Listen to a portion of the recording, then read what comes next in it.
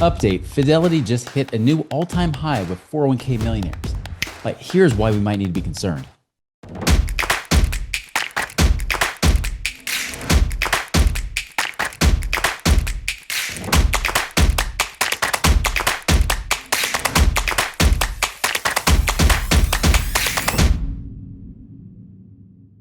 Hello, my fellow Ripplers. This is Chris Miles, your cash flow expert and anti-financial advisor. The show is for you if you want to have enough passive income where you get your money working harder for you, so you have to work so hard for that money, with enough passive income to become work optional, where you work because you want to, not because you have to.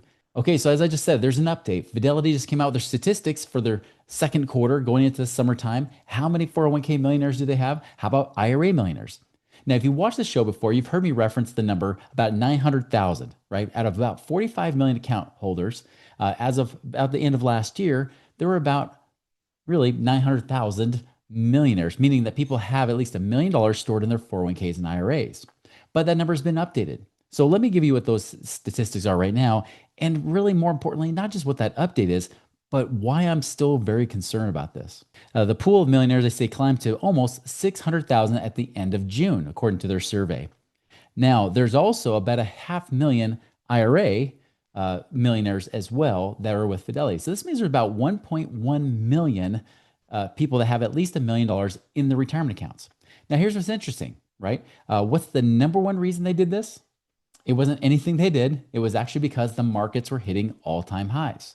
So they said the number one contributing factor is the fact that, yes, they are saving, but especially because of what the stock market does. Obviously, the stock market goes down. There's less people that are in this group. So now because they're hitting all-time highs, they're at an all-time high for themselves as well.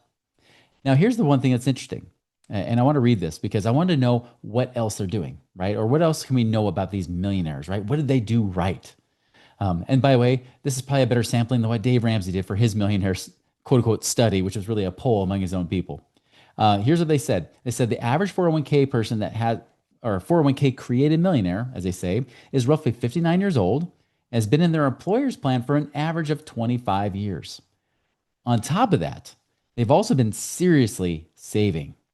They said the average savings rate is about 17.6%. And if you add in their employer matches, 26.2%. This means that roughly a quarter of their pay, right? If you include the match, right? But they're saying even then, like still is more than a sixth of their money is going into these plans each and every paycheck. They are like diligent, high savers. I would probably venture to guarantee too that these guys are probably high income earners like many of our clients are too. So this quote I love. It says, in other words, they are reaping the rewards of maintaining what Shamrell, one of the people they interviewed, calls a long-term focus on retirement goals. That's going to be some of the lamest things I've said, right? Like, got a long-term focus. Okay, no kidding. I know if you're watching this show, you guys have already kind of been doing this, or you at least have some sort of, long-term thinking you've been thinking about for yourself, right? So it's saying, wow, these people are diligent on their long-term goals. Yeah, they've been in these plans for about 25 plus years, and they're getting their company matches to try to do this. And yet, despite having about a 26% savings rate, look what we got here, right? And this is including catch-up contributions. They say almost all these people are doing their catch-up contributions after the age of 50. So they're packing in like crazy right now to then get to $1 million. Now, why am I so concerned about this, right? Because this should be good, right? I mean, and this includes, by the way, 403b plans and IRAs and everything else. So there's over 1 million people that fall in this category out of about 45 million account holders with Fidelity. Now, do the math here, right? Do the math. That means of these people that are actually savers, because think about it, most people that are spenders or the average American who feels like they can't afford to do anything, they're not doing this. I would say roughly they say it's about 48% of people do not contribute to a 401k plan that are eligible for it. So it's hard to know the exact statistics, but let's just say that about half, right? About half of people contribute. That means half of people are savers, right? They have this long-term focus. They're saving into these plans with Fidelity. Yet, still 1.1 million of 45 million. If you're looking at the math, it's still just a little over 2%. So if that means only half of people are saving, that 2% really of America's population means it's more like 1% are these 401k millionaires, right? If you're to take that population. Again, I'm just spitballing, right? Even if you didn't worry about that, still say 2% of people that are savers still hit this $1 million threshold. I get it. There's people that are younger right now that haven't quite hit that. The average age is 59 years old. But I mean, all this fire movement stuff that we hear people talking about all the time, they're talking about how they've been saving and saving, and they're going to be getting up to that $1 million here pretty soon. But what concerns me the most is this, and this is something you've got to remember, is that we've had 16 years, going on actually 16 and a half years straight of a bull market. Other than a little blip in 2022, the market has been straight up, straight up. In history, this hasn't happened before. Not like this, not to this degree. We got close with like the Reagan era with the 80s and the 90s. But even then, like what we're seeing right now is massive. And by the way, that was fueled by the baby boomers. The baby boomers are now pulling out and they're pulling out their cash with it, right? It's not the same. Really, I mean, the population boom is just not the same as it used to be. And so we have this different era we're going into right now where really anybody who's under the age of about 40 has never ever seen their money lose. Like I said, there was that blip in 2022, but it was so quick. Most people didn't even realize it. It was so fast. And as a result, like the memory has been faded away. I'm always surprised. People are like, "Oh man, real estate, that's risky." Remember when we lost all that money back in 2007 and eight? Yeah, it was. It was a rough time. But guess what? The market lost money back then too. But you don't hear people saying, "Oh, that was a rough time." Remember losing that much money there? Yeah. Well, the stock market rebounded, and so did real estate. But everybody's still saying, "Man, the market is the place to be." If you've been following this podcast, you're probably looking for great ways to create passive income right now, right? Well, we got you covered here with Central Lending. Central Lending specializes in alternative investments that actually are designed to create steady returns and long-term financial security for you and your family.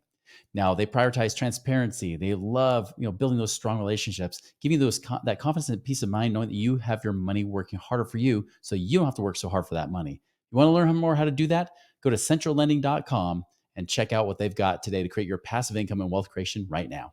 So think about it. We're again hitting all-time highs. They said the number one reason that we even have this many millionaires for 401k, right, is because the market has gone up, not because the financial advisor's long-term savings plan, right, the right long-term retirement goal focus, right, it's not because that worked. It's because the market's helped out.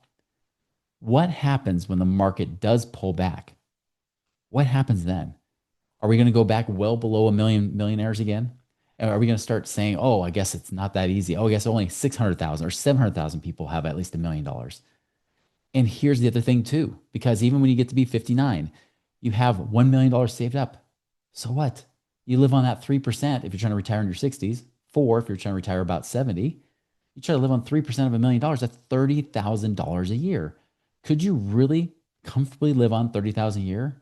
I know there's going to be somebody's going to comment and says, I can. Good for you. Way to go. Most people I talk to are like, yeah, screw that. Like, give me at least minimum $100,000 a year. Well, guess what? You need to get up to about 3.33 million. Even just, I'll even be conservative, or well, really liberal, not conservative, liberal in these numbers for you. $3 million save up. Most of these people aren't even close to $3 million. That should be frightening. That should scare the crap out of you, because the only reason they're even at this point right now is because the market helped them, not because anything else they did. You can pack all the money you want, and that does help get you there. But without the market's help, it doesn't matter. And even if you pack it all in, let's just say you pack in, you get to that $1 million mark, you're like, yes, I did it. Now I can retire in a couple years and now I'm set free. What if the market drops 50%? Don't think it can't happen. It did during Y2K. It did during the last recession. It can happen again. Well, what if it does drop about 50%? Now you're going from $1 million down to $500,000. What are you going to do? You're going to keep pumping money in. You're going to be like my dad, who had to do the same thing because the 2000s were rough on him. 2010s were a dream, right? We're going into halfway into the 2020s. Has also been a dream when it comes to the stock market. What happens when that market shifts? That should be the thing that scares you right now. And here's even scarier. Another statistic they shared, only 5.5% even changed their money, reallocated their money to different places, yet over 50% of them said they're very concerned about what's going on in the economy right now. So even though more than half are very, very concerned about the economy, only 5% actually did something about it. Those are the people that are going to be so glad they made some moves. What about you? What are you going to do? Are you going to be that top 10% that actually does something? Or you could be the other 90% that just sits around, just does nothing, is reactive to the market after they lose money versus being proactive. Proactive people create more profit and passive income. Reactive people really just have to react and feel a victim to the market. Which do you choose? That's your choice.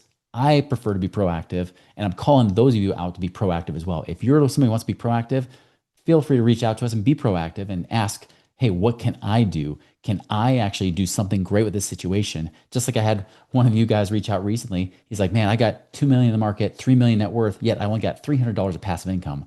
What do I do? I'm asset rich and cash poor.